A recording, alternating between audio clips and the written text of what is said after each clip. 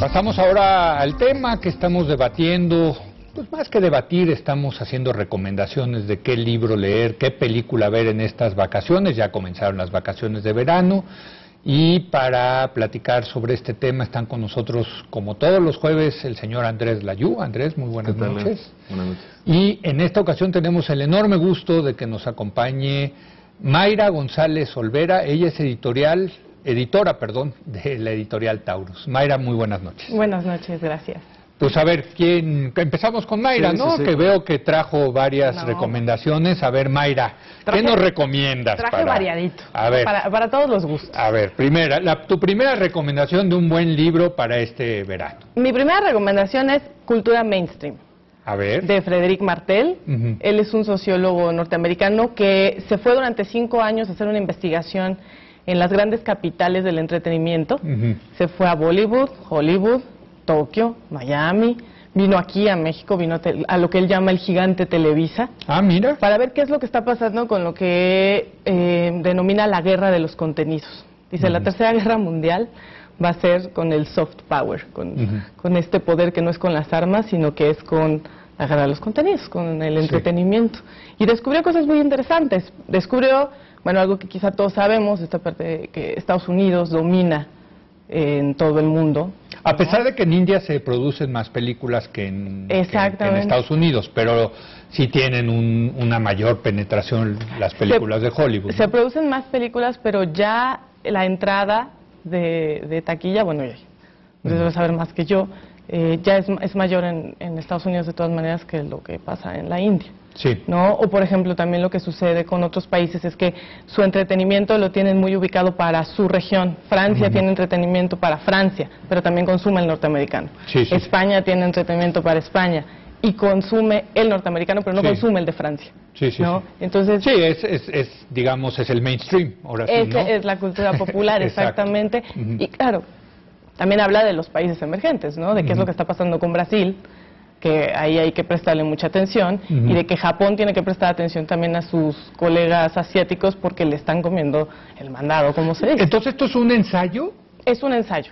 Es un ensayo, es la investigación de Frédéric Martel y conclusiones brutales. Por ejemplo, que Shakira ha triunfado porque se americanizó.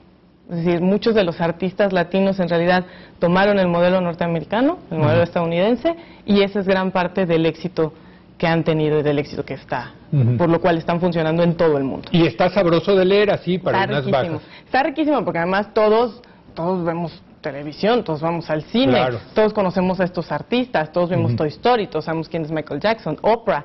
Entonces, al momento en que él hace este análisis y este diagnóstico, pues lo vemos con otros ojos y es mucho más rico enfrentarnos a estos contenidos ya con esta información. Pues no sé, pero a mí sí se me antojó, ¿no? Se ve interesante. Se oye interesante, ¿no? Sí, Cultura Mainstream de Frédéric Martel. Muy bien. Señor Layú, su recomendación. Mi primera recomendación, que es un libro viejo, está influenciado por una recomendación que tú hiciste antes. Entonces, Leo recomendó en las vacaciones anteriores, me parece que la de Navidad, El hombre que amaba a los perros, de Leonardo de Padura. De Leonardo que Padura. Es una joya, una gran novela donde está la biografía, básicamente la biografía de León Trotsky y la biografía de Ramón Mercader, el asesino de León Trotsky. Pero mi recomendación no es esa, aparte de que es un gran libro. Es la biografía de León Trotsky escrita por Isaac Deutscher, que tiene 3 tomos. Digamos, es así para decir que en unas vacaciones leerte los 3 tomos está complicado, que es El profeta armado, El profeta desarmado y El profeta desterrado. Pero es una muy buena novela, una muy buena biografía política. Es decir, lo que es interesante es ver cómo en la Revolución Rusa, digamos, a veces la vemos como en abstracto, o la revolución de un hombre fuerte que termina siendo Stalin, o de un héroe intelectual que es Lenin, pero en esta biografía ves mucho más como que el teje y maneje de la organización. El operador. Claro, porque Trotsky era el orador. Claro. Gran orador, el panfletista, es decir, los textos que escribía no eran grandes textos teóricos, sino eran de polémica política cotidiana. Y el organizador, es el organizador de primero el Soviet de San Petersburgo en 1905 y después del Ejército Rojo. Y lo que es muy impresionante, realmente el personaje es difícil que no llame la atención, porque es un héroe político que cae en tragedia, pero su principal virtud como político es la oratoria. Y justamente la obsesión de Stalin por destruir a Trotsky y básicamente erradicar a toda su familia, no solo a él, es porque si lo dejan hablar, gana. Es decir, cada vez que habla Trotsky mete en problemas a sus adversarios. Desde muy joven incluso a Lenin, que después le hacía sombra. Claro, a Lenin lo tiene todo el tiempo, claro. Lo mete en problemas. Después a los mencheviques los mete en problemas, y a Stalin lo mete en problemas incluso desde el exilio. Es decir, ya estando en México, una carta de Trotsky es muy potente, y los que dominan en ese momento la Unión Soviética sienten que es el daño que puede hacer Trotsky a sus intereses es muy impresionante. Y el libro, tú echaste los 3 libros. Eché los 2 primeros tomos, puedo recomendar concretamente los 2 primeros tomos. Sí, y están sabrosos de leer. Son fáciles, es una novela política, es decir, por eso me confundí con novela. La verdad es que se leen como novela y uno se clava y se pica, sobre todo el primer tomo, es muy difícil no picarse. Incluso hace poco descubrí, me llamó mucho la atención, que es el libro favorito de Tony Blair. Mira. Le hicieron una entrevista a Tony Blair preguntando cuáles eran los 10 libros que se llevarían a una isla, y el número 1 es El Profeta Armado, ¿no? Que es el primer tomo de esta biografía. Entonces creo que ahí, creo que está en el contexto, ¿no? de la discusión política, una biografía política que aparte en el Lo que no sé si ha de ser fácil conseguirlos, porque yo me acuerdo, yo los compré cuando era chavo, creo que los editaba Era, ¿no? ¿No era Era? Sí era Creo Era, que todavía lo... Sí, creo pero que creo que todavía todos se consiguen, los han estado reeditando. ¿Sí? Todavía lo edita Era, y creo que una perspectiva particular que es interesante, que es lo mismo que la novela de Padura, es que sí es una denuncia, la misma biografía de Trotsky es una denuncia al estalinismo y es una crítica muy fuerte a la Unión Soviética, pero no desde una perspectiva liberal, que es a la que estamos más acostumbrados. Es decir, después de 1989 hemos oído a todos los disidentes que se volvieron o eran liberales contar los horrores de la Unión Soviética. Sí. Entonces, cómo contaban y cómo describían y justificaban algunas cosas quienes eran disidentes, pero eran disidentes en la izquierda de la Unión Soviética, no necesariamente en el centro o en la derecha. Pues ahí está el profeta... El profeta armado, que es el primero. Es el primero. Sí, porque el segundo es desarmado, y luego ya el profeta en el exilio. Desterrado. Desterrado, exacto. Mayra. Siguiente. Bueno, una novela fascinante, Agua para elefantes, de Sarah Gruen, que hace poco estuvo la película con muchísimo éxito. Pero siempre es rico, para quienes vieron la película, siempre es rico ver de dónde salió, cuál es la historia original, y quienes no, pues concentrarse en una nueva historia y quizás después ver la película. ¿Qué es lo que pasa en Agua para elefantes? Es la historia del circo. Conocemos el circo desde adentro, pero el circo de la época de la crisis en Estados Unidos, de los principios de los 30, finales de los 20, con esta gran crisis que sufren. ¿Qué es lo que pasa con estos circos decadentes? El protagonista, Jacob... O sea, no es Ringling Brothers. No, para nada. Es el circo de los hermanos Branzini, ¿no? Que ya está casi a punto de morirse ese circo. Sí. Empezamos con un protagonista que se llama Jacob, que está por terminar sus estudios como veterinario. Pero en ese momento, cuando está a punto de terminar, sus padres mueren en un accidente automovilístico, y él se da cuenta de que lo dejaron endeudado y de que lo dejaron prácticamente en la calle. Entonces, de inmediato y sin pensarlo mucho, se sube al primer tren que se encuentra, y resulta ser el tren de los hermanos Branzini. Entonces lo adoptan como parte del circo, como parte de la familia, el veterinario de los animales. Lo interesante es que conocemos, Sarah Gruen entra verdaderamente al alma del circo. No solamente a la parte mágica, no solamente a la parte de los colores y de todos los actos, sino también a la parte trágica, de los personajes que están solos, de los personajes que están aislados dentro de este grupo, de los castigos. Por ejemplo, hay algo que me llamó mucho la atención, que se llama dar luz roja. Dar luz roja era aventar a alguien del tren en movimiento a manera de castigo, porque no había obedecido las reglas del circo, o para no pagarle un sueldo. Cuando ya la crisis estaba muy dura, pues...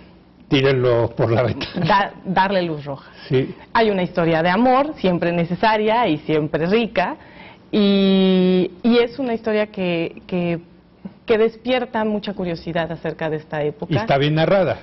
Está deliciosamente narrada, uno de verdad se siente en el circo, se siente parte del circo, se enamora de la elefanta, que es también una de las protagonistas, Rosy, se enamora uno de Leopold, se enamora también de Marlena, la protagonista, y odia con todo a August, que es el esposo de Marlena y que es el rival en turno para que esta relación amorosa tenga éxito, ¿no? O sea, hay conflicto, hay pasión, hay conflicto, hay asesinatos, hay muchos elementos ricos para que se disfruten estas vacaciones. O sea, suena bien, muy bien. ¿Tú ya viste la película, por cierto? No la he visto. ¿No? No. Yo tampoco, ni leí el libro ni vi la película, pero... Se me antoja, dicen que es una buena adaptación de la novela. Otro. Señor Layú. Es un ensayo político también de Tony Judt, que se llama Algo va mal, traducciones por ejemplo, Algo va mal, y es básicamente el testamento de Tony Judt, que era un historiador inglés, naturalizado estadounidense, que murió hace un año, me parece, de una enfermedad bastante terrible, donde se fue paralizando parte por parte de su cuerpo. Y Judt se dedicó en vida a estudiar sobre todo la segunda mitad del siglo XX. Y entonces en este ensayo, que es un ensayo corto, igual muy fácil de leer, digamos muy rápido de leer, ¿sí está traducido al español? Está traducido al español como Algo va mal. Y de lo que trata de argumentar es por qué construimos las instituciones que construimos, por lo menos en Occidente, después de la Segunda Guerra Mundial. Es decir, por qué construimos los estados de bienestar. Y su argumento es que fue una lección sobre el fascismo. Es decir, el fascismo en buena medida fue producto de grandes crisis económicas, donde habían personas en tiempos prolongados de desempleo y que de repente aparecían estas soluciones políticas que parecían muy fáciles, del hombre fuerte que dominaba, que iba a salvar al país, y terminó en cosas horribles como Mussolini y Hitler, ¿no? Entonces Judt argumenta y dice, bueno, los estados de bienestar fue una reacción a eso, y le dimos, las sociedades, derechos sociales a nuestros integrantes para protegernos de escenarios terribles, aparte de protegernos de cosas concretas como la enfermedad y la muerte. Y entonces Judt se preocupa y dice, antes de morirse, ¿qué le estamos enseñando a nuestros jóvenes? Que a partir de 1980, la ideología dominante, que ha sido el neoliberalismo, lo que argumenta es que lo único importante es el individuo y los intereses del individuo. Cuando esas grandes instituciones que produjeron a las personas que después las cuestionaron, decía los neoliberales, son instituciones construidas con ideas colectivas. Es decir, construimos un sistema de pensiones porque pensamos en una manera de protegernos unos a otros en la vejez. Construimos un sistema de seguridad social porque pensamos que no todo el mundo puede pagar operaciones de enfermedades catastróficas, ¿no? Entonces creo que es una muy buena argumentación, documentada con datos recientes sobre desigualdad y pobreza, digamos su primer argumento. Después entra de una manera muy interesante histórica a un tema de valores, es decir, el valor de las cosas colectivas, de los bienes comunes, y entre ellos hace una muy buena defensa del transporte público, por ejemplo, que ha pasado con la desaparición en muchos lugares de los trenes, entre otras cosas, y creo que en este momento es particularmente importante, y así lo pensó Judt, considerando la crisis económica a partir de 2009. Es decir, otra vez estamos viendo periodos prolongados de desempleo en muchísimos países, y si no entendemos que, por lo menos en la posguerra, fueron las instituciones estatales las que otra vez echaron a andar las economías y las que construyeron estos derechos, y si creemos que solo es el individuo, entonces podemos terminar en lugares muy parecidos a los de antes de la Segunda Guerra Mundial, en vez de lugares parecidos a los de después de la Segunda Guerra Mundial. Bueno, pues suena, y está sabroso, digo, porque yo ya me estaba empezando a pelear con el libro, pero en fin. Claro, no, es más, te lo recomiendo particularmente a ti, Leo. Ay, y está cortito. Eres producto del estado de bienestar, pero también cuestionador del estado de bienestar. No de todo el estado de bienestar, pero ya viste lo que está pasando en Grecia, en fin. Está chiquito el libro. Está chiquito, sí, es un ensayo corto. Yo me sumo a la verdad. Sí, tú ya lo leíste. Casi anecdótico. Y sí está muy rico, ¿sí? Está muy rico, y además, no sé si coincidas, tiene como esta parte esperanzadora al final que a mí me pareció impresionante, que fuera escrita por un hombre que estaba no solamente muriendo, sino perdiendo poco a poco cada una de sus facultades de movimiento y de independencia. Me parece un regalo. Sí, como testamento es muy impresionante, como este señor preocupado diciendo, he leído toda la historia del siglo XX y en serio saquemos las mejores lecciones. No se nos puede olvidar lo que aprendimos de el horror y las ventajas del siglo XX. Algo va mal. Algo va mal. Bueno, ¿tú quieres echarte otro libro o película? Otro librito. Otro librito. Otra novela. Venga. Una novela que se llama Hacia el fin del mundo, que es Hacia el fin del mundo. La primera parte de una trilogía, la trilogía de Malamor. Está escrita por José Ignacio Valenzuela, un autor chileno. Lo interesante de esto es que ya nos hemos leído las sagas británicas, ya nos hemos leído las sagas bueno, ahora, las sagas estadounidenses. Esta es una saga que está empezando un chileno, que está empezando un latinoamericano, que se está haciendo aquí en México, de fantasía, de magia. O sea, ¿es un chileno que vive en México o que escribe sobre México? No, es un chileno que escribe sobre Chile, que vive en varias partes del mundo, pero que se está preparando la edición junto con el autor desde México. Entonces, lo que me gusta mucho, por lo cual recomiendo este libro, es precisamente por eso, para que podamos darle este impulso y vuelvo a cultura mainstream, ¿no? Al contenido latinoamericano y que ahora seamos nosotros los que exportemos esta trilogía. ¿Pero de qué es la saga? Es una novela en donde una joven, Ángela, está estudiando antropología social y quiere preparar su tesis. Quiere hacer una investigación sobre una parte de Chile en donde hay una maldición, en donde hay una leyenda. Una bruja despechada lo que hace es que maldice a todo el pueblo diciendo que nadie se puede enamorar y quien se enamore muere. Entonces, esta chica en la actualidad quiere ir y hacer esa investigación, pero su mejor amiga le roba la investigación. Ya que se la roba, un día le llega un mensaje y ella se da cuenta de que su amiga está en peligro. Y entonces va a salvarla y empieza toda una cuestión de aventuras, una novela de iniciación, con toda la riqueza de la literatura latinoamericana, con la magia de nuestro contexto, de nuestras ambientaciones. ¿Pero es realismo mágico? No, es más fantasía. ¿Sí? Es más fantasía. Es más hacia... Es el Harry Potter latinoamericano, si me permite. Sí, es lo que es finalmente lo que se quiere, ¿no? Que podamos conquistar ahora nosotros, ¿por qué no? Sí, claro. A los lectores de otros países, y si en nuestros países se han leído con tanta facilidad los otros libros, pues que ahora con mayor facilidad un exitazo, ¿no? leamos a nuestra Latinoamérica. Que hoy por cierto, se estrena la última película de Harry Potter. Por eso lo quise traer. No quería dejar pasar esta trilogía. No, bueno, yo soy pottermaníaco, ¿eh? Aquí tienes... No, ¿Has visto todas las películas? Pues menos esta que sale hoy, pero no, bueno, he leído todos los libros, ¿no? O sea, y cuando salieron. No, yo también, además de que ha hecho una cosa maravillosa, Harry Potter para la lectura. En todo el mundo. Regresó a los niños a leer, a muchos de los niños. Entonces se llama Hacia el fin del mundo. Tú ya lo leíste y sí lo recomiendas. Sí. Pues suena interesante, ¿no? Suena interesante, sí. A ver, una película. Una película, más al chance de 2 películas, entonces o escojo de una vez. Me están diciendo que nos quedan 2 minutos y puedes meter las dos. A ver, voy a intentar meter las dos. La primera es y que se consigan, ¿no? Claro. Bueno, por lo menos en DVD se consigue. Sí, claro. 1900 de Bernardo Bertolucci. Gran, sí. Es decir, con Gerard Depardieu y Robert De Niro. Y es la historia de 2 niños, a lo largo de su vida, que nacen en 1900 en Italia. Uno es hijo de campesinos y el otro es el hijo del hacendado. Claro. Y a partir de esas 2 biografías cuentan la historia de Italia, particularmente dividida entre los fascistas que toman el poder temprano en el siglo XX y los comunistas que viven en la resistencia hasta después de la Segunda Guerra Mundial.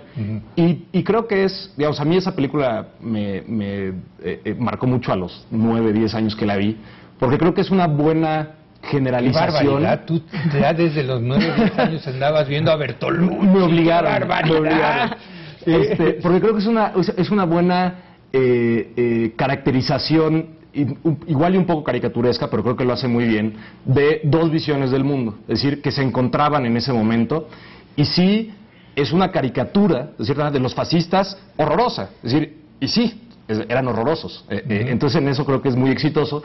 Tal vez es un poco romántica del lado de los comunistas, porque Bertolucci era comunista, pero plantea muy bien los dilemas que enfrentaron comunidades enteras en todo el mundo cuando se planteaban esas 2 opciones de vida, ¿no? Y fíjate, yo agregaría que es una gran película que enseña también el fin de ese mundo medio feudal que existía todavía es la transición de eso, de como el fin del mundo feudal en Italia, del campo en Italia, la modernidad, y la modernidad de la economía capitalista, digamos, representada en 2 proyectos, uno diría, ¿no? Que es el fascista y el comunista. Exacto. Entonces creo que es una buena foto de eso. Dura 4 horas, hay que verla, y hay que verla completa. Y hay versión de 6 horas.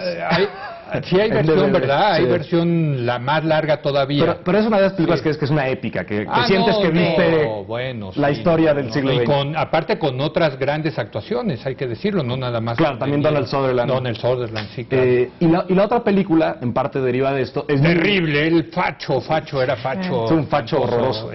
Y la gorda, por cierto. La otra película es Munich. Steven Spielberg, con igual una muy buena actuación de Eric Bana y de Daniel Craig. Daniel Craig no parece James Bond en esa película. Y trata sobre el grupo que genera el Estado israelí después de los homicidios de los deportistas israelíes en Múnich. En las Olimpiadas. En las Olimpiadas. Y a mí, por lo que me gusta esa película es porque creo que plantea los dilemas morales más fuertes que hay. Es decir, por un lado, no puedes pensar en víctimas más victimizadas que los deportistas israelíes inocentes que van a una gesta olímpica y de repente los matan a sangre fría, pero después como la venganza empieza a destruir y a perder toda justificación. Es decir, se vuelve un grupo del gobierno israelí que es básicamente un grupo terrorista. Es decir, deciden que van a matar a todos los que participaron en Múnich y de repente dicen, bueno, y hay otros más que podrían también estar vinculados, entonces también empiezan a matar a ellos. Y es una crítica, de cierta manera, a la visión de la venganza. Y cómo el personaje principal hay un momento que dice, yo no quiero regresar a Israel si lo que me pide Israel es ser un vengador. Y prefiere quedarse al final en Nueva York teniendo una vida cotidiana como la de muchísimas personas. Y hay que decirlo, como tú dices, una película que presenta muy bien los dilemas, pero que aparte tiene mucho drama y aparte tiene como que salpicado de ciertas anécdotas muy simpáticas, ¿no? Sí, creo que es una película completa en ese sentido. Genera todas las emociones que puedes pensar en el camino, ¿no? Bueno, pues muchas gracias Mayra, muchas gracias Andrés. Repítolas para los que nos están escuchando. De libros tenemos Cultura Mainstream, tenemos El Profeta Armado, que es la biografía de León Trotsky, Agua para Elefantes, Algo Mamal y Hacia el Fin del Mundo. Esos son los libros que se recomendaron en esta mesa. Y dos películas, 1900 de Bernardo Bertolucci y Múnich de Steven Spielberg. Muchas gracias, señores. Gracias. Muchas gracias a usted por habernos acompañado. Mañana lo espero en punto a las 10 de la noche, cuando otra vez sea la hora de opinar. Mañana, viernes, en nuestra edición de fin de semana, vamos a entrevistar a la cantante Guadalupe Pineda y vamos a platicar con ella sobre sus 3 películas favoritas. No se lo pierda. Aquí nos vemos.